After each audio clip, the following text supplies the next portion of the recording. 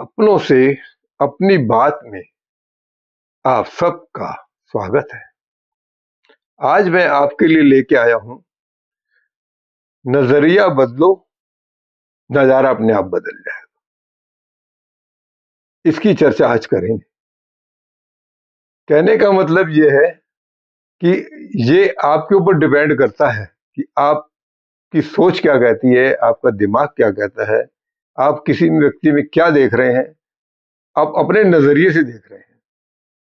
इसमें छोटी स्टोरी आपको सुनाता हूं तो आपका नजरिया अपने आप बदल जाएगा। एक बार मैं अपने दोस्त के घर गया तो उन्होंने मुझे बड़े प्यार से बुला के बैठक में बिठाया। तो उनका बेटा कुछ लिख रहा था। मैंने कहा, बेटा जी आप क्या लिख रहे हैं? बोले, मम्मी ने कहा है कि 10 बैड हैबिट्स लिखो। मैंने कहा, अच्छा। तो वो बेचारा लिख रहा था कि मैं स्कूल से आता हूँ, बैग फेंक देता हूँ, जूते फेंक देता हूँ, समय से पढ़ाई भी नहीं बैठता हूँ। उसके दिमाग में 2 3 4 चीजें आई, वो रुक गया। मैंने कहा, बेटा जी आप इसको मिटा दो। मैंने लिया तो इधर उसे मिटा दिया। और जब मिटने के बाद मैंने कहा, अब एक तरफ पॉइंट डालो गुड हैबिट्स, एक तरफ बैड हैबिट्स, और दोनों 5 5 लिखो। तब उसने लिखा कि मैं जब सुबह उठता हूँ, उठते पहले भी बड़ों का चरण स्पर्श करता हूँ, उनसे आशीर्वाद लेता हूँ।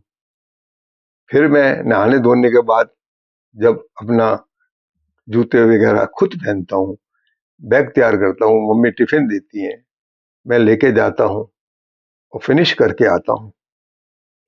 और मैं क्रिकेट में मुझे शौक है, मैं समय से क्रिकेट भी जाता हूँ, ट्यूशन भी जाता हूँ। जो उन्हें 4 5 बातें लिख दी। मैंने कहा, बेटा अब बैड हैबिट्स लिखो।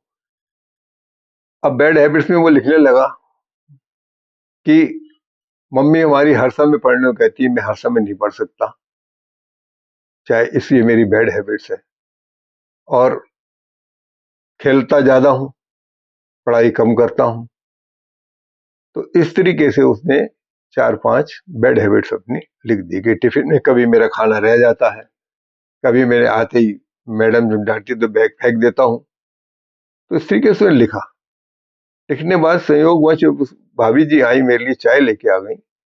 तो मैंने उससे पूछा कि भाभी जी ये बताओ कि ये बच्चा क्या लिख रहा है? तो उस बच्चे तो वो बोली कि मैंने इनसे कहा है कि 10 बैड हैबिट्स लिखो। तो बोले 10 बैड हैबिट्स लिखो। तो बोले वो ये लिख रहा है। बोले अच्छा। तो मैंने उससे कहा कि आप इसमें कोई 10 खूबियां बताओ। अब वो सोच में पड़ गई, उन्हें कोई जवाब नहीं दे मिला, क्योंकि उन्होंने तो बैड हैबिट्स लिखने का कहा था। अब उसके पापा आए, उसके पापा से मैंने कहा कि आप तो इनके पापा हैं, आपके बच्चे में जो खूबी है वो बता दो। तो वो भी शांत रहे। तब मैंने उन्हें समझाया कि इसकी काफी देखो। इसको पहले 5 मैंने गुड हैबिट्स लिखवाई, वो 5 बैड हैबिट्स लिखवाई। अब इस बच्चे ने देखो लिखी है। बोले हाँ हाँ हाँ, बच्चा उठता है सवेरे और पहले चरण स्पर्श करता है, फिर अपने आप जूते मोजे पहन के टाइम से तैयार हो जाता है, वो बस तक अपने आप अकेले जाता है, पहुंच जाता है, और आराम से स्कूल से जब आता है तो टिफिन फिनिश करके लाता है, और आते ही अपना थोड़ा फ्रेश होके इसका ट्यूशन का टाइम होता है, ट्यूशन जाता है। तो ऐसी कोई हमें इसमें कमी नजर नहीं आई। तो बोले बस यही फर्क है, नजरिया बदलो, नजारा अपने आप बदल जाएगा। हम लोग भी क्या करते हैं, चाहे अपने देश के प्रति या अपने पड़ोसी दुकानदार के प्रति या किसी और व्यक्ति के प्रति जो हमारे संपर्क में है, उनमें सबसे पहले हम कमियां ढूंढते हैं, इसके अंदर ये कमी है। अगर हम उनके अंदर कमियां ना ढूंढ के उनकी अच्छाइयों की तरफ ध्यान दें कि हाँ यार ये बहुत अच्छा आदमी है, इसने पुराने संग ये करा था, उसकी मदद करी थी, ये करा था, तो हमारा देखने का नजारा जो है अपने आप बदल जाएगा। क्योंकि अगर कमी उसके अंदर है तो कमी हमारे अंदर भी है। सर्वगुण संपन्न तो कोई है नहीं, वो ईश्वर ने किसी को बनाया ही नहीं है किसी को कि वो सर्वगुण संपन्न हो। तो इसलिए बजाय उसकी नेगेटिविटी देखने के पॉजिटिविटी देखो, उसकी पॉजिटिविटी पे ध्यान। हर आदमी के अंदर अच्छाई है, और मैं नहीं कहता बुराई नहीं, हर आदमी के अंदर बुराई है। मेरे अंदर भी अच्छाई भी होगी, बुराई भी होगी। जिसके संग मैंने अच्छा करा होगा तो मुझे अच्छा कहेगा, अरे वो गुलाटी साहब बहुत बढ़िया आदमी है। और अगर मेरे थ्रू किसी के दिल को तकलीफ पहुंची है या मैंने किसी को बुरा कहा तो वो ये कहे, अरे उसकी तो बात ही मत करो। तो बस यही कहने का मतलब है कि अपना देखने का नजरिया बदलो, और नजारा बदलने की प्रतीक्षा करो, देखो कितना मजा आता है। जीवन जीना है ना, इस जीवन को जीना है तो खुशी खुशी जियो, सबका भला करके जियो।